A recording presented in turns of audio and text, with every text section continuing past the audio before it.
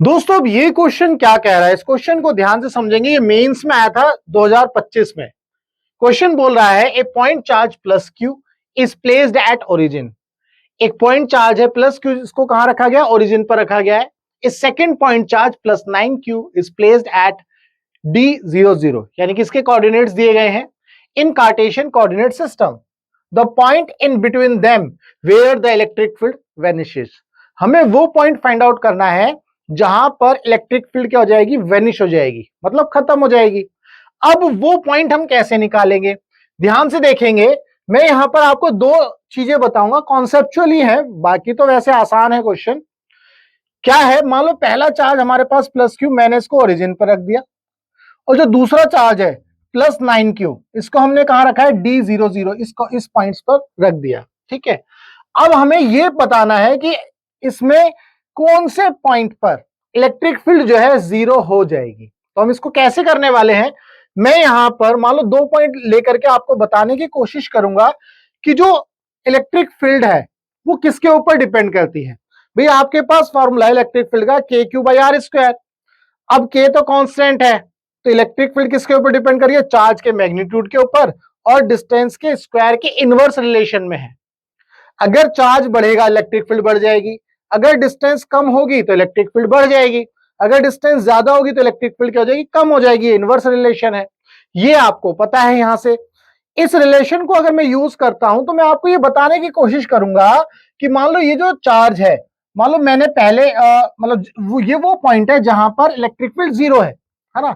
मान लो मैंने वो पॉइंट यहां लिया, तो ये जो पॉइंट है देखो आप प्लस 9q के नजदीक है। ये पॉइंट प्लस 9q के क्या है? नजदीक है। तो इसका मतलब अगर मैं इस डिस्टेंस की बात करूं तो ये डिस्टेंस कम है। जब डिस्टेंस कम होगी तो इलेक्ट्रिक फील्ड क्या हो जाएगी? ज्यादा हो जाएगी। तो यहां से प्लस 9q की वजह से जो इलेक्ट्रिक फील्ड आएगी लेफ्ट साइड में, देखो ये वाली जो साइड है, यहां पर ये देखो मैंने वेक्टर बड़ा बनाया है, इससे पता चल रहा है कि ये वाली इलेक्ट्रिक फील्ड ज्यादा होगी।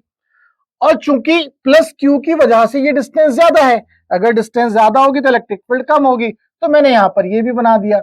ठीक है, इसके बाद प्लस 9q मैग्नीट्यूड में ज्यादा है, तो इसका मतलब इलेक्ट्रिक फील्ड ऑफकोर्स इस पॉइंट पर इसकी वजह से ज्यादा होगी। तो यहां पर आप देख रहे हो ये वेक्टर ज्यादा है, ये वेक्टर कम है, तो ये अनबैलेंस कर रहे हैं। तो इसका मतलब ये है कि जो इलेक्ट्रिक फील्ड जहां पर वैनिश होगी, या वो पॉइंट जहां पर इलेक्ट्रिक फील्ड जीरो होगी, वो पॉइंट कहां मिलेगा? वो पॉइंट आपको near to the plus Q मिलने वाला है। ये कॉन्सेप्ट आपको मेरे को समझाना था। यहां से बाकी मान लो मैंने इसको x लिया, इसको d-x, अगर मैं इस पॉइंट को मैं लेफ्ट साइड में लेकर के आता हूं तो ये x हो जाएगा, ये d-x। ये समझाना था बस आपको सॉरी, कि ये प्लस क्यू है, तो प्लस क्यू की वजह से इलेक्ट्रिक फील्ड आएगी, वो ये देखो ये छोटी बन गई। अब प्लस 9q की वजह से इलेक्ट्रिक फील्ड आई, वो ये बन गई छोटी सी। क्यों? क्योंकि यहां पर डिस्टेंस ज्यादा हो गई। जब प्लस 9q की वजह से जो इलेक्ट्रिक फील्ड बनेगी उसकी डिस्टेंस ज्यादा हो गई इस पॉइंट पर, तो ये डिस्टेंस ज्यादा होने से इलेक्ट्रिक फील्ड क्या हो जाएगी? कम हो जाएगी। तो ये एक तरह से क्या हो जाएंगे? एक दूसरे को क्या कर रहे होंगे? बैलेंस कर रहे होंगे। तो यहां से ये पता चला कि जब दोनों चार्ज, ये प्लस क्यू है ये प्लस में है, मतलब दोनों चार्ज की पोलैरिटी सेम है, तो पहली बात तो ये पता होनी चाहिए कि इनके बीच में जो जो भी इलेक्ट्रिक फील्ड आएगी वो इस लाइन के बीच में आएगी। ये आपको समझ में आना चाहिए। ठीक है, तो दूसरा ये मैग्नीट्यूड के ऊपर डिपेंड करेगा, डिस्टेंस के ऊपर डिपेंड करेगा। तो जिसका मैग्नीट्यूड कम होगा हम उसके नजदीक ले जाकर के उस पॉइंट को देखेंगे। ये पॉइंट आपको समझाना था। अब अगर मैं आपको ये बोलता हूं भाई दोनों का जो पोलैरिटी है मान लो डिफरेंट है, तो तब इलेक्ट्रिक फील्ड कहां आएगी? ऐसा भी क्वेश्चन हम देखेंगे। इतने आप जो है इस पॉइंट पर जो है आप इस वीडियो के अंदर कमेंट कर सकते हैं।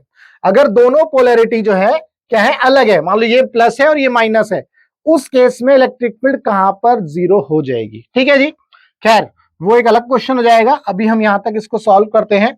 चूंकि इस पॉइंट पर electric field E plus Q और E प्लस 9q, इन दोनों की वजह से क्या हो जाएगी? वो जीरो हो जाएगी। तो इसका मतलब दोनों इलेक्ट्रिक फील्ड क्या इक्वल है, तो मैंने यहां इनको इक्वेट कर दिया, KQ अपॉन में x² और K 9q अपॉन में d-x²। तो यहां से जब इसको सॉल्व करेंगे तो d-x अपॉन में x equal to plus minus 3, basically square root हो गया 9 का, तो 3 आ गया।